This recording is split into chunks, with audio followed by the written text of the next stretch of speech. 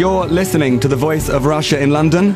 I'm James Reinl, and we're taking a look at the escalating violence in Syria.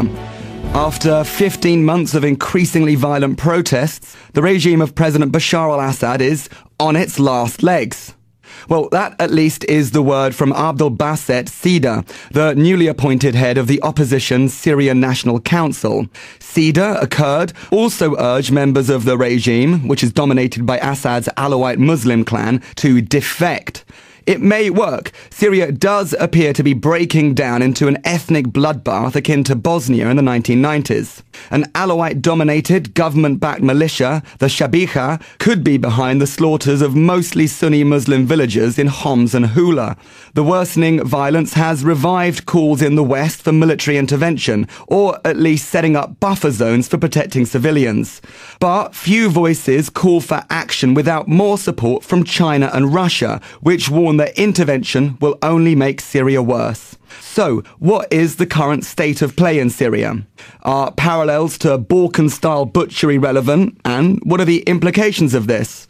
And could Moscow and Beijing be persuaded by what is being touted as the Yemen solution? To probe these questions, we're hosting a debate in our London studios. I'm joined by Abdulwahab Sayed-Omar, a Syrian opposition activist.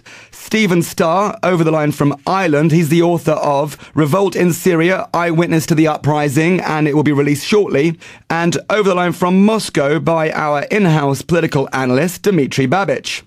Okay, gentlemen, to get the ball rolling, I'd like to get a single-sentence answer from each of you to the following question. First of all, to you, Abdulwahab. Is the Assad regime really on its last legs? The regime is in control in Syria wherever it has military presence. If you jump into a cab and drive a few kilometers outside the center of Damascus or the center of Aleppo, once you reach Douma, once you reach Haritan, you will see that he has lost all legitimacy. Government institutions do not function wherever there isn't a presence of the military security forces. Dmitry. The regime itself may be indeed running out of steam, but I hope for a negotiated solution, not the kind that we got in Libya and other places. Okay, and Stephen?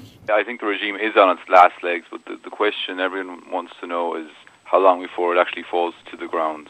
It could be weeks, it could be months, and possibly even years. Perhaps to Abdulwahab Sayed-Omar, maybe a broader sweep of how strong Assad's hold over the country is, how big a threat is the Free Syria army, and whether or not this Syrian National Council is a government in the wings. You have to understand the institution that Assad has built. Assad has built an intelligence, a security, a military institution within Syria. He has equipped his army with old-generation Russian tanks, T-55s and T-62s that are good for one thing and one thing only, to oppress internally. They are useless against any international warfare. So he is utilizing this whole framework that he has built to keep control for as long as he can. He knows that he can only remain control while there is violence, because that's the only card that he's got to play. If we are putting plans forward for him to reform himself, to give concessions democratic, he knows he's going to be going towards political suicide. Hence, he is doing this agenda that he's doing, which is continuing the use of force, continuing to bring unfortunate killings everywhere, and to not allow any political process, such as the one of Kofi Annan, to really be implemented. Over to you, Stephen. You said you weren't sure if it was a question of weeks or months, but how much longer do you think it has to go? I think the keys here are Aleppo and Damascus. I think most other parts of the country are out of the regime's control to different extents, and they will never succeed in winning these areas back.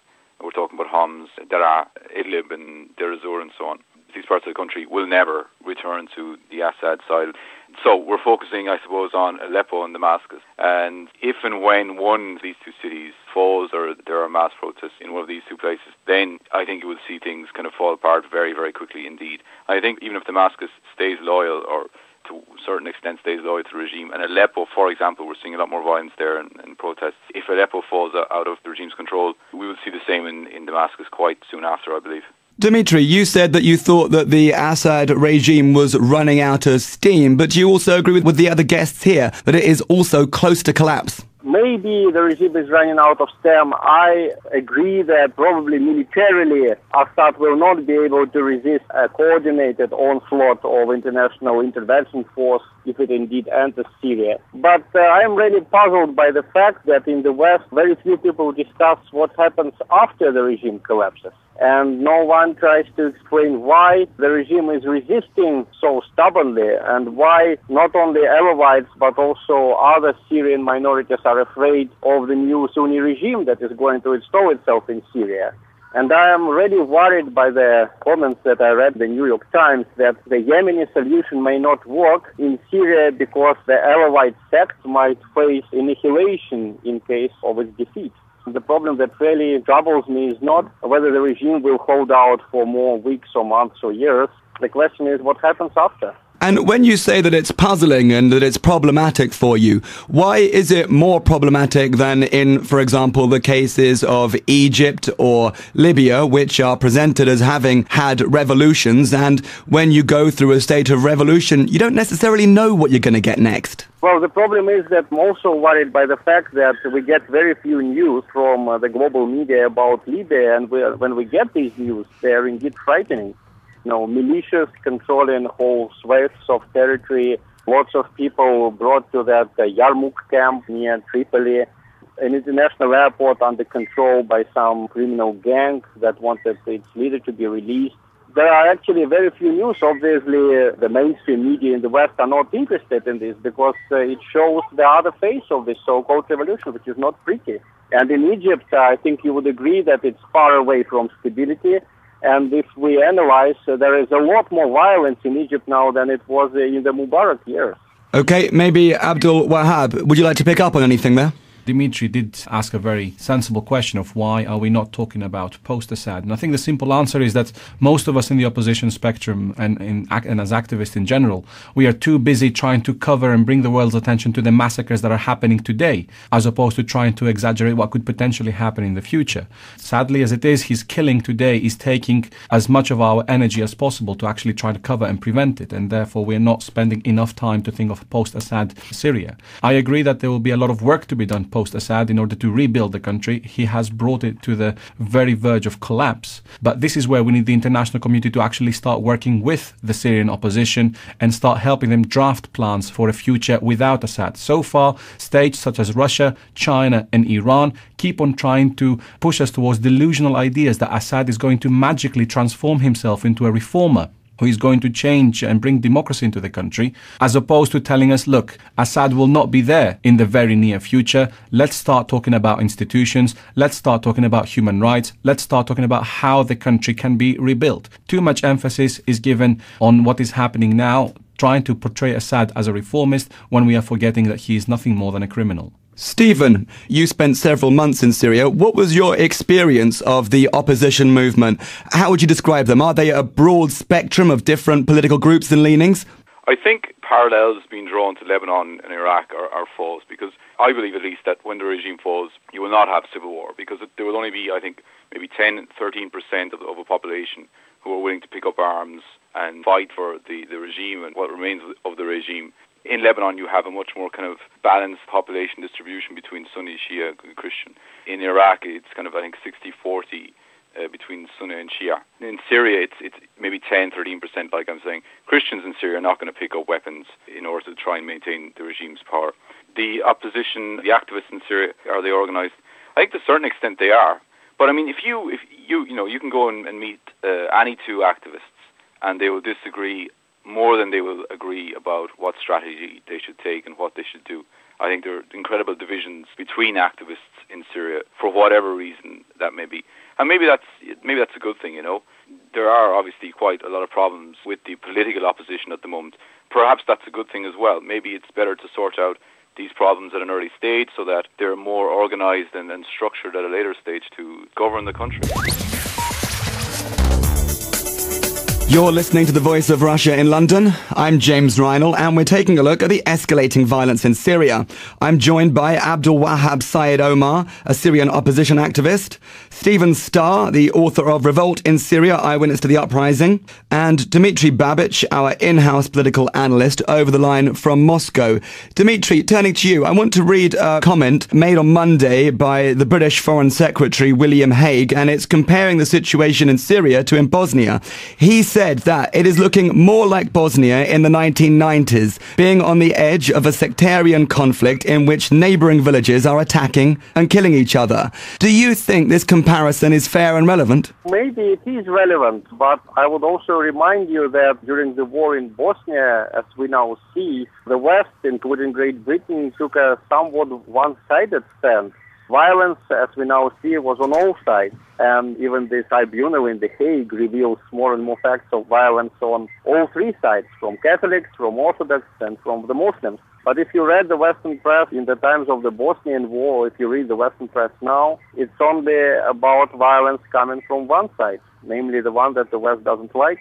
And I think the war in Bosnia should indeed be a lesson. I don't think it was a 100% positive experience, because what we see now is that there is almost no such country, Bosnia and Herzegovina. There are three communities. In fact, there are three countries, and life is not pretty there. Do you think intervention in Bosnia by the US, UK and French troops as part of a NATO intervention, do you think that was a good thing? Do you think it saved lives? I would remind you that in Bosnia it was not a NATO intervention, it was a UN intervention. Russia participated in it, and it was certainly better than the intervention in Kosovo, which was not agreed with the Security Council. And still, despite the fact that it was done at a time when the international community was much more united behind what I would call noble ideals, a lot less cynical than today, even then we see that it was not a 100% success.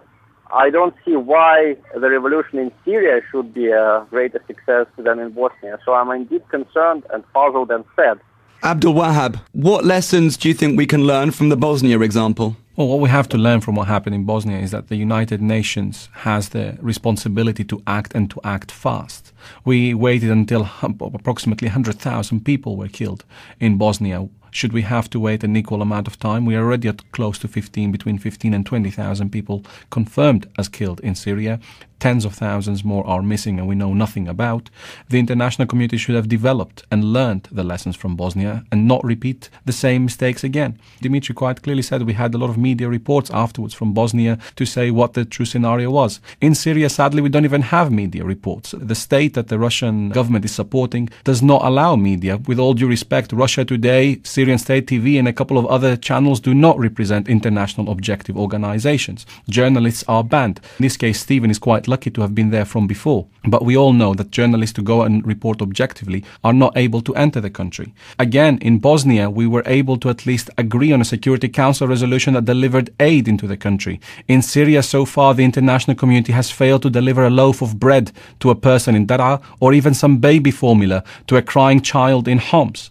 We are allowing the situation to get worse. If we had succeeded in resolving this conflict, this crisis, this revolution 9 months ago, nobody would be talking about civil war. Every day that goes by, the situation is getting worse. And standing by and watching what's happening only benefits the aggressor, does not benefit the victims. Dmitry, it's a bit of a challenge to the position that you're putting forward, and maybe I'd like to tease out a little bit more about what your position is, because you're expressing a lot of caution and concern and anxiety about what action might do, without actually presenting a positive agenda. Maybe you could change that. If I am allowed to deliberate on that, I can explain you why Russia and China took the position that they're holding on to now. I don't agree that it's out of sympathy for the Assad regime or for material reasons, because Russia, just a few years ago, we have written off a huge debt of the Syrian government. It was about $11 billion from the Soviet times. So it's quite clear that we're going to see that money, and we're not going to see the money for the deliveries that we made in the recent years. So I don't agree that Russia is just being greedy on Syria. Yes, the reason why Russia and China are so cautious is because they're afraid of a precedent. At the recent summit in Istanbul of the so-called Friends of Syria, the Americans suggested, and they are probably already fulfilling that promise, that they would pay salaries, I stress salaries, to the Syrian soldiers who defect from the Syrian army. Of course, you can imagine that in China and in Russia, whose leaders are probably now getting no less criticism than Assad was getting when he was in power, that our leaders are taking this into account, and they don't want to create a precedent when a country, a member of the United Nations, is being surrendered illegitimate by, not even by the General Assembly or by the Security Council, but by just a group of other UN members who, for their own reasons, maybe very noble ones, just decided not to consider this country and this government legitimate anymore. Over here, what you've just said to me, Dmitry, is that we are quite happy to accept that the stance that Russia and China are adopting is because that's in the benefit of their own governments and putting the interest of their own governments above that of the Syrian people and their lives. The Russian regime and the Chinese regime are worried about internal affairs, their own people revolting against them, having seen a precedent, and they do not want to allow this mothball to exceed. I would have to disagree in terms of interests of Russia. I mean, you have to remember that Tartus, the port of Tartus, is the only warm water naval base that Russia has. There is no other presence around the Mediterranean Sea for Russia apart from Syria. You're also forgetting that Russia would not be on the table of the quartet of the discussions on the Middle East between Palestine and Israelis had they not had leverage on Syria. There is a lot of talk about a potential gas pipeline from Qatar to Eastern Europe, which is currently only supplied by Russia, that goes via Syria. Syria will not implement this pipeline as long as it's got the agreement with Russia, and therefore Russia can maintain its leverage on Eastern Europe. There is a lot of politics, there is a lot of internal affairs which is purely for the benefit of the Kremlin and the regime in Moscow, not for the benefit of the Syrian people. Maybe I'll let you respond to that, Dmitry, and in particular the suggestion that you and Moscow are missing the very human dimension to this crisis. I talked to some Armenians who fled from Syria in the recent months, and they were saying that certainly life there is much worse now than it was a few months ago. And those of us who have friends in Syria were very concerned about them. So Russians, not only the government, but simple Russians, when looking at what's going on in Syria or in Egypt or in Iraq or in Afghanistan, everywhere where obviously the West, so-called democratization, were involved, we are concerned. We don't want the same thing to happen in our country. Not only the government, the people don't want it to happen. So it's not only the Kremlin, but it's a broader swathe of public opinion. As for the base in Tartus, 90% of Russians don't know that we have that base in Tartus because we never used it for any real military action. And being a member of the Quartet on Middle East peace process, well, I think it's very honorary, but it's secondary to both our government and our people to the general principle of sovereignty of states. I think Russia has traditionally close ties to the Arab world and to Palestinians in particular, and also we have a huge diaspora in Israel, which makes us eligible for participating in that process, even if we do not have any particular connection to the Syrian government. For the human dimension, I think that we're all terrified about what's going on in the country. We're terrified about violence on both sides because it's not only the civilians who are dying. At least 3,000 soldiers and policemen were also killed. They're also humans. They also have families. And of course, we are terrified when we read in the newspapers. Maybe it's an exaggeration, but for example, it was widely quoted, this text in the New York Times, where it was just occasionally written that Assad is not relinquishing power because the ever-white minority would face annihilation in case of his defeat. Holocaust happened partially on the territory of the former Soviet Union, so annihilation of a minority is something that really makes us shudder, whatever the motives behind it. Reform, creating new government, democratization. No democratization is worthy of a human life.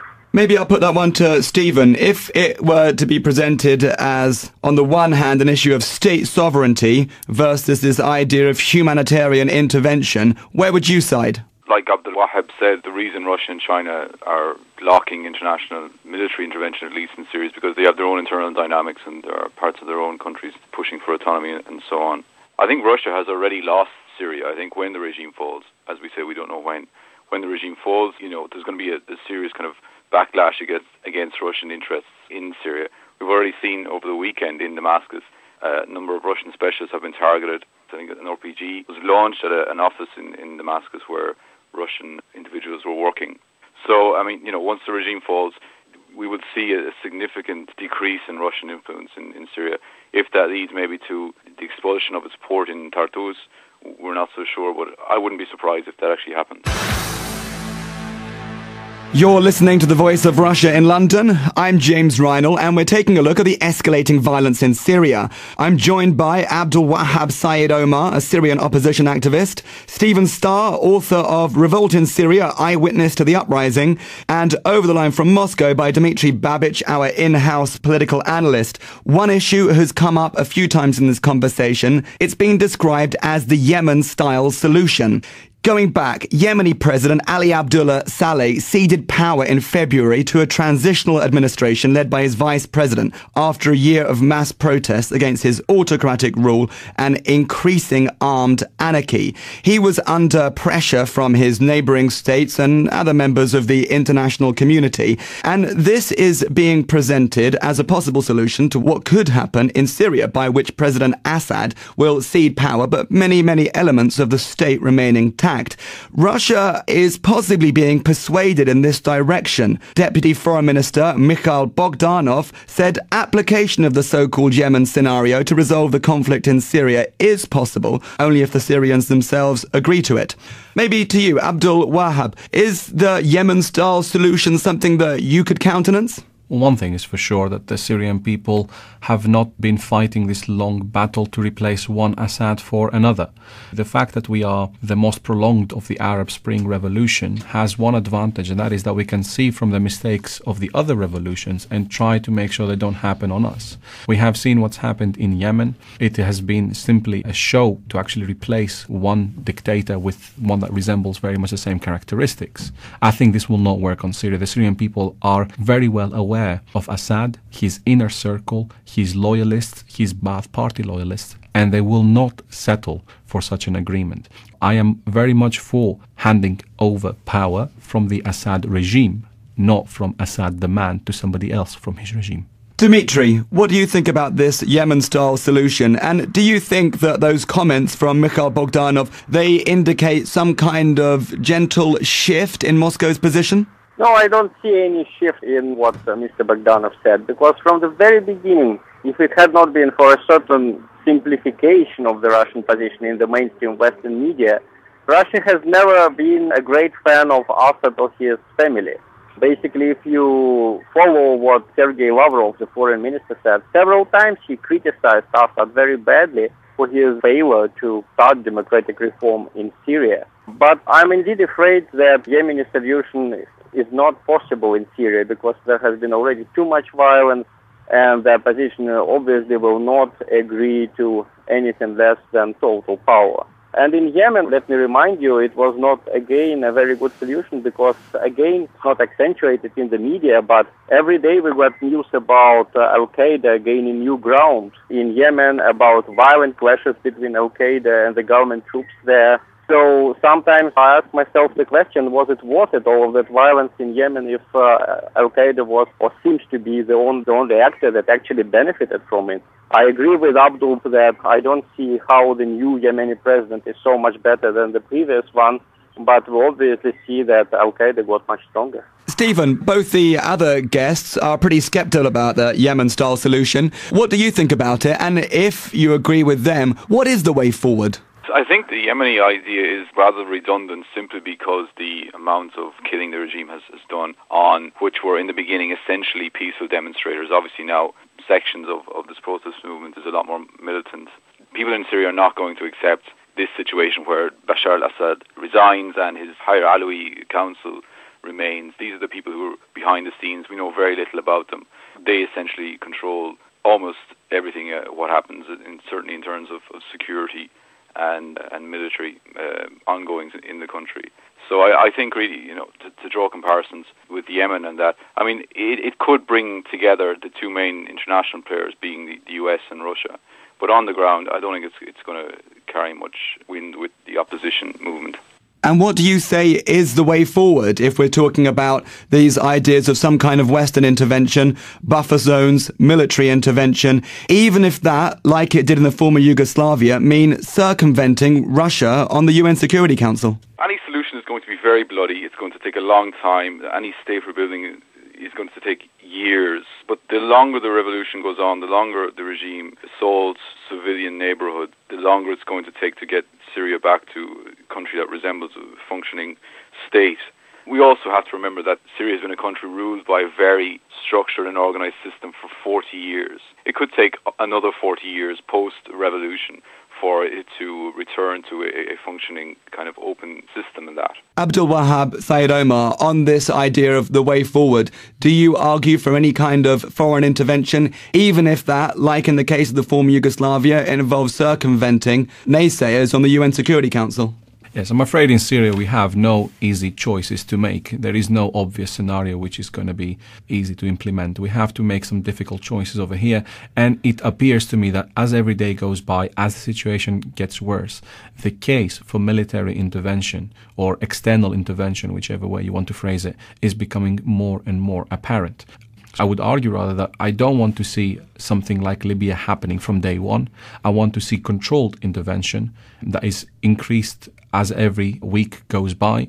Before we start bombing installations, I want to see humanitarian corridors being established to help those inside Syria receive the aid they need or even exit the country and put them in safer locations. We can start talking about carving no-fly zones, carving safe zones in areas where the opposition has a strong hold, particularly in the north of the country close to the Turkish border, and we have to take a controlled approach. The international community, NATO, can come together and use their expertise in this field in order to make sure that the least amount of destruction and the least amount of lives are lost.